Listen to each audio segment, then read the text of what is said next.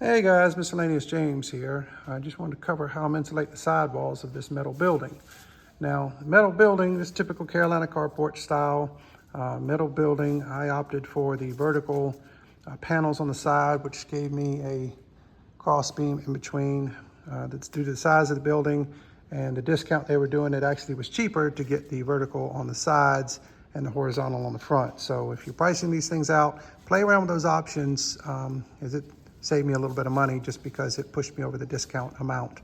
But anyway, so the question comes up of how are we going to insulate the sides? Now, do we opt to put the insulation in between the studs, which then in turn I have the stud, which is going to radiate heat and or cold and into the building. I didn't want that.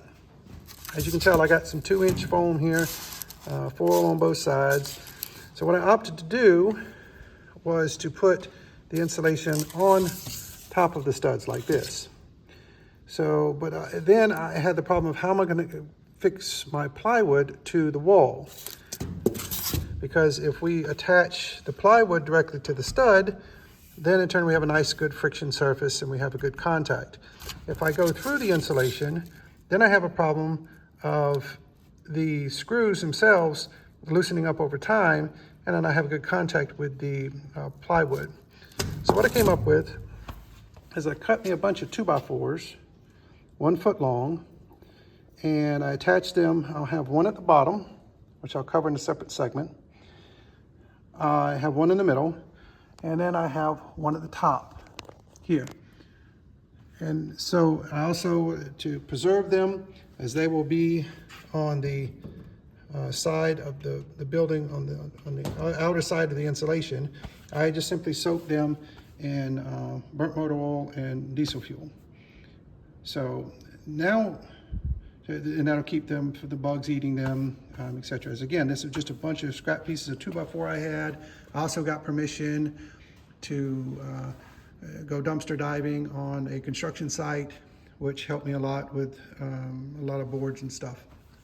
So by doing that, what I did is now I can put my insulation, as you see here, on the touching the stud, and that's going to give me a 2.5-inch gap here.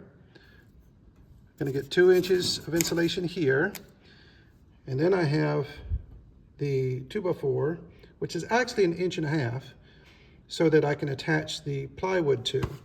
So the second part of that is I made a bunch of 13-inch pieces with a notch at the end. Now, how I made this notch is I just used the table saw to make this notch here, made a jig for it. Again, if you do this, make a jig, save your fingers, okay?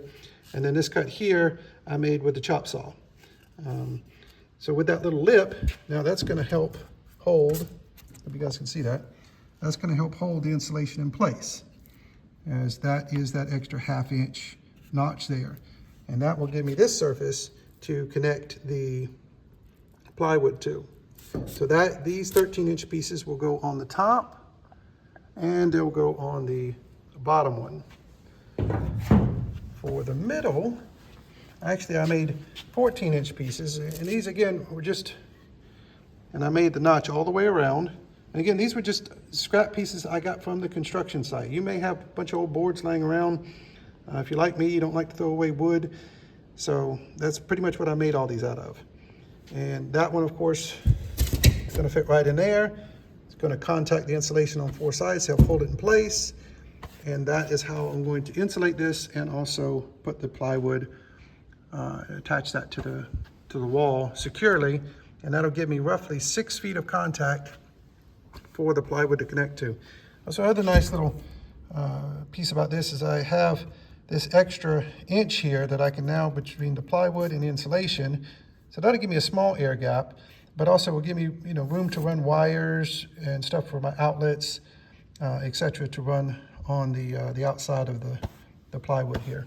So, but I'm sorry, behind the plywood, and the outlets, of course, will be on the outside. So just wanted to cover that as this was brought up, and hope this helps somebody. Hey guys, Miscellaneous James here. I know I'd follow up with the bottom 2 before and let you guys know how I'm doing that. So what I did was took a synthetic deck stock and fastened that to the bottom of the bottom 2x4 just a single screw to keep it from getting kicked out and sliding around. Made sure that was flush with the bottom, with the back of the 2x4. And that way it'll give me the distance off the floor to keep the water and moisture and everything else from soaking up into the 2x4, soaking up into the insulation, and then soaking up into the plywood. If I get, because concrete will generate moisture. And then once you cut the insulation out around it and put the insulation in, what I do, I have this 13-inch board. You can see that. So that locks the insulation in place behind here. So that's exactly 2 inches. And that gives me a firm contact on that. And if you get a little spacing here and there, you can always put a little spray foam in there. But the second thing this does is that my plywood will now attach to this, which I'll show you here in a second. And that doesn't, so when I attach shelves and everything like that to the plywood, it's not 3 inches off the stud, giving, I'm not quite sure the force you would use here with the cantilever force of it being pulled outward by 3 inches of leverage. It's just going to be pulled outward the width of the plywood.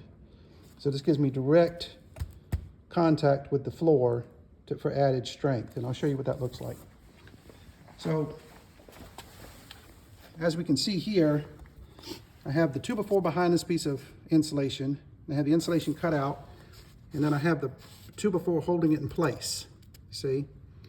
And then what I'm doing, you can see here, now I attach the plywood directly to that 2x4, and as you can see, that plywood is not touching the floor. So that's the theory behind it, and I hope this helps somebody. Hey guys, Miscellaneous James here. I know some of you guys probably had questions of how I'm doing the corners. What I did is I took some of the metal stock that I had left over from the building. I cut it at a 45 here, if you can see it, and then a 45, well you can't really see that, 45 down there, and then I put the insulation on top of that. Forgive the spray foam, it's just some extra I wiped off the nozzle. Now I cut this one at a 45 and attach it to it.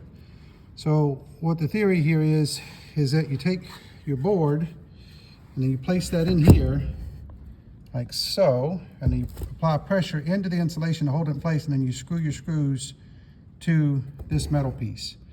What I'll do after that is I'll have 2 more smaller metal pieces sticking out, so the insulation will have something to push against. And then I did that in 3 spots, one down the bottom, middle, and then at the top of the insulation. Now if we move over here, forgive the mess.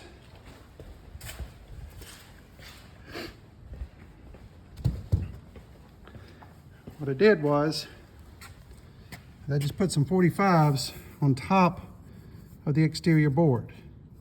I screwed it to the board, but I did not screw it to the plate so that can move, because my next piece of plywood is going to come in here and wedge into this board. So this gives me a little bit of leeway and a little bit of flex, so that when I put that board up in here tight, it pushes this board down into the wall and fastened it. And on the back side of these, you can't really see, but I just have a little 1-inch piece of 2x4 that I cut down, and I screwed it to the back side of this so it'll push up against the insulation and give me that firm contact. But all the weight is resting on this bracket. So I hope that makes sense.